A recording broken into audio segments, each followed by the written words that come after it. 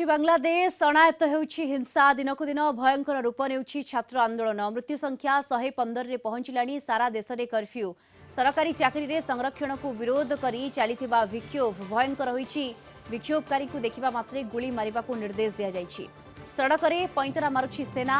मुहामुही होइछन्ति विक्षोभकारी छात्र छात्री और पुलिस हिंसा जोगु उभय पक्षरु वर्तमान सुधा 115 रु अधिक लोक प्राण हराइथिबा बेले 2500 रु अधिक आहत होइछन्ति हिंसा जोगु देशव्यापी जोगाजोग बाधा प्राप्त होइछि मोबाइल और इंटरनेट सेवा बंद रहिछि अनेक ऑफिशियल्स वेबसाइट एपरिक प्रधानमंत्री कार्यालय एवं पुलिस वेबसाइट को एक ग्रुप हैक करिसन्ति ए साइट गुड़िकरे हैकर्स लिखिसन्ति operation hunt down stop killing students हिंसा बढ़िबा परे प्राय 1000 भारतीय छात्र बांग्लादेश छाड़ी स्वदेश फेरी आसिछन्ति प्राय 200 छात्र छात्री विमान जोगे फेरिथिबा बेले 770 रु अधिक लोक स्थलपथ दे भारत फेरिछन्ति 13 जन नेपाली छात्रंक फेरिबाकू मध्य भारतीय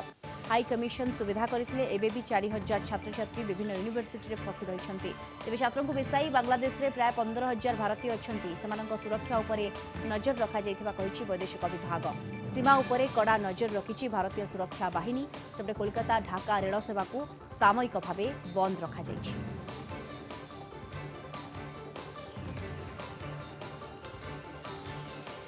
কার্ফু চলছে আমরা কিন্তু যেতে পারছি না বাংলাদেশ আমরা নিজেরাই আতঙ্ক আছি এখন কি করে যাব এইখানে কি বাস আছে কিনা আদৌ কি যেতে পারবো কিনা আমরা ঢাকা আদৌ যেতে পারবো কিনা তা আমরা আসলে এই কারণে আমরা যেতে পারছি না মনের মধ্যে একটা ভয় আতঙ্ক সৃষ্টি করছে যেহেতু আমরা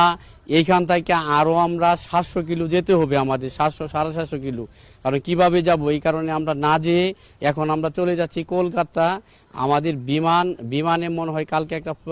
আমরা খোঁজ খবর নিব বিমানের টিকিট আছে কিনা আমরা বিমানে চলে যাব ঢাকা বাংলাদেশে আমরা আসছিলাম যে এখান থেকে আজকে ফুলবাড়িয়া হয়ে বাংলাদেশে যাব কিন্তু আসার পর জানতে পারলাম যে বাংলাদেশে গাড়ি এবং ট্রেন এইগুলি আন্দোলনের জন্য এগুলি বন্ধ এখন আমরা এখান থেকে ফুলবাড়িয়া পার হয়ে আমরা ঢাকা পর্যন্ত পৌঁছতে পারবো কিনা মনের মধ্যে একটা আতঙ্ক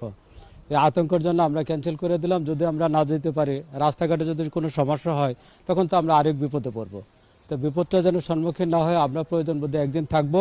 আরও খোঁজখবর নেব দেশের পরিস্থিতি ভালো হলে আমরা বাংলাদেশে ব্যাক করবো সেনাবাহিনী নামছে